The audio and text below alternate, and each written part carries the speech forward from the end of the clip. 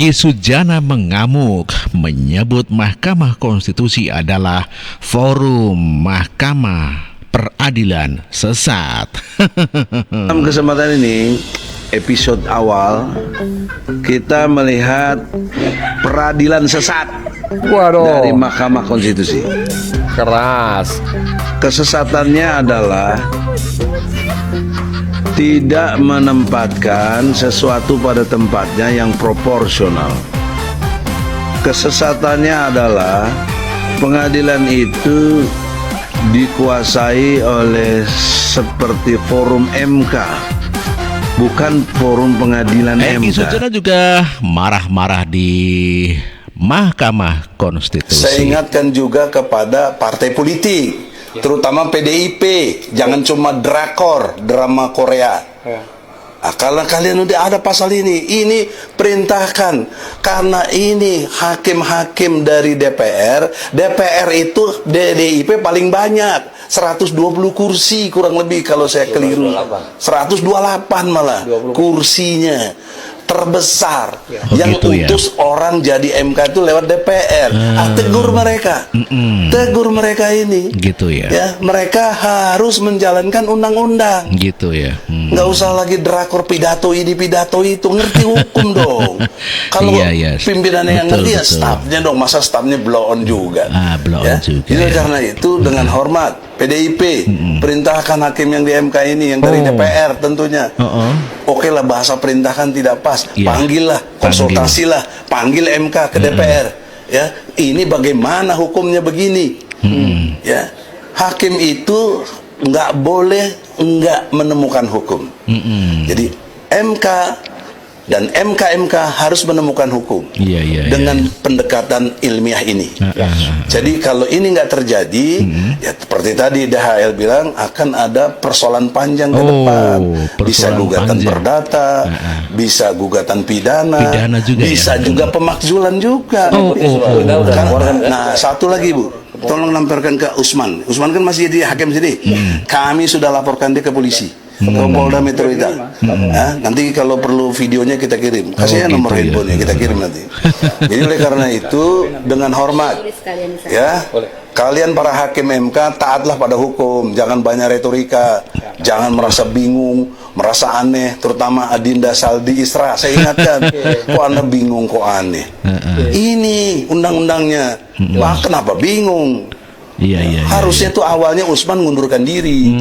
Nah, kalau dia nggak mau dan sudah terjadi, itu putusannya tidak sah. Tidak sah ya. Kok MK bilang jadi nggak ada masalah hukumannya? Kok si Gibran bisa melanjut terus? Waduh, ini nggak ngerti hukum namanya. Jadi saya tidak ada kebencian pada siapapun, saya tidak ada hubungan politik apapun. Saya hanya menegakkan undang-undang sebagai advokat. Advokat itu punya privilege sendiri dalam menegakkan hukum. Gitu ya.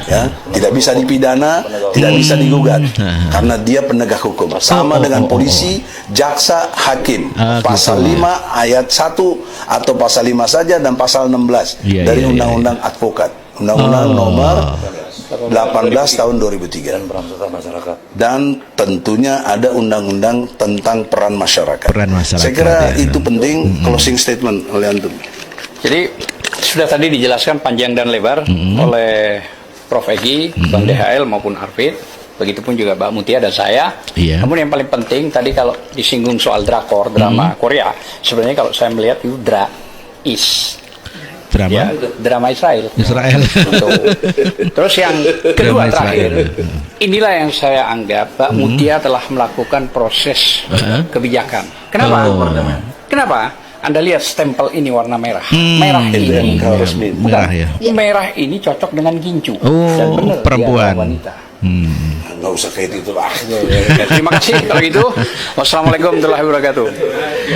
Itulah timnya Egy Sujana yang walaupun keras dan cadas, namun demikian sebetulnya dia juga orang-orang yang suka humor dan ketawa. Terbukti dengan mengatakan gincu, stempelnya warnanya merah dan itu adalah perempuan. Egy Sujana juga bikin marah hakim sampai hakim menggebrak meja karena dianggap hakim menantang Allah. Wah, nantang Allah kau, nantang Allah. baru kali ini ada Nantang Allah. gerak meja dibilang menantang Allah. Gitu ya. Ternyata yang ada di situ tuh semuanya adalah Tuhan ya. Makanya dibilang sedang menantang Tuhan hakimnya. Padahal biasanya kuasa hukum maupun jaksa biasanya itu manggil hakim itu dengan yang mulia. Iya. Nggak tahu ya karena ini berbeda atau enggak, kita nggak tahu. Yang penting biasanya yang mulia, kalau aku tahu. Betul. Tapi yang anehnya di sini kayaknya hakim itu nggak ada dihargai. Kayaknya mereka yang harus selalu didengar. Harus didengarkan ya. Sampai ketika hakim mendebrak meja dibilangnya nantang Tuhan. Iya. Ya. Itulah komentar warga masyarakat yang sangat tidak setuju dengan kegiatan ataupun aksi daripada Egy Sujana yang mengatakan hakim menantang Tuhan, dan itu ditertawakan oleh warga masyarakat. Pendukung Anies menyindir Jokowi tidak punya ijazah.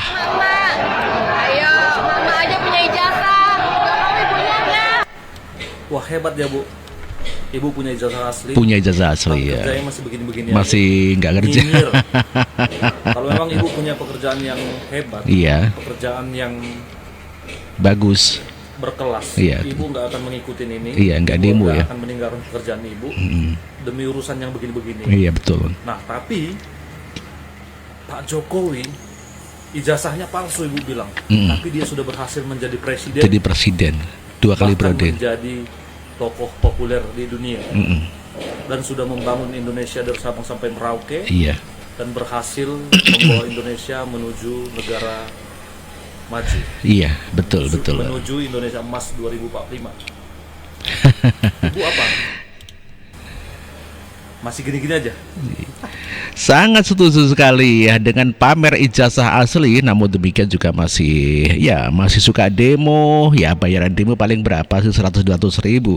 Berbeda yang dituduhkan dengan ijazah palsu. Maksud saya Pak Jokowi yang dituduh dengan ijazah palsu, namun demikian telah menjadi presiden 2 periode dan menjadi tokoh internasional. PKS, amin. Egy Sujana. Saya turun ke daerah, ini kan strategi namanya. Iya. Anies nggak keluarin duit, Imin nggak keluarin duit, saya bikin ini sendiri, bayar sendiri. Tapi mensosialisasikan dirinya. Presidennya Amin, DPR-nya Egy Sujana. Itulah Egy Sujana yang dikatakan mengeluarkan duit sendiri untuk mempromosikan Anies sebagai presiden dan dia sebagai DPR-nya, dan ditertawakan oleh warga. Presiden itu eksekutif, DPR kan legislatif. Egy Sujana masih saja menuduh Presiden Jokowi punya hutang triliunan. Hukumnya hutang ribuan triliun itu dia tanggung sendiri. Ya. Berarti benar juga dong kalau misalnya Pak Jokowi batal secara hukum, berarti hutang itu menjadi pribadi dia gitu ya. Berarti menjadi hutangnya pribadi. Tapi berarti urusan pembangunan yang sudah dibangun Pak Jokowi itu berarti punya dia pribadi juga. Misalnya sirkuit, pelabuhan, bandara, jalan tol. Betul. Smelter, tambang, segala macam itu berarti punya pribadi Pak Jokowi. Pribadi dong. Ya. Dan kalau kamu pakai jalan tol berarti kamu nggak bisa karena itu punya Pak Jokowi. Pribadi Pak Jokowi. Ya. Itu bukan punya negara. Karena Pak Jokowi udah membayar hutang secara pribadi. Iya, betul. Dan semua fasilitas yang ada di negara ini yang selama dia bangun, yang nilainya jauh lebih dari itu, lebih dari hutang, itu punya dia pribadi. Ya, Egy Sujana mengatakan hutang yang berapa ribu triliun itu adalah tanggung jawab Jokowi secara pribadi. Dan dijawab telak oleh seorang warga namanya Fredis John. Dia mengatakan kalau demikian maka tol, bandara dan lain sebagainya yang dibangun oleh Presiden Jokowi maka itu menjadi pribadinya Pak Joko Widodo. Telak banget.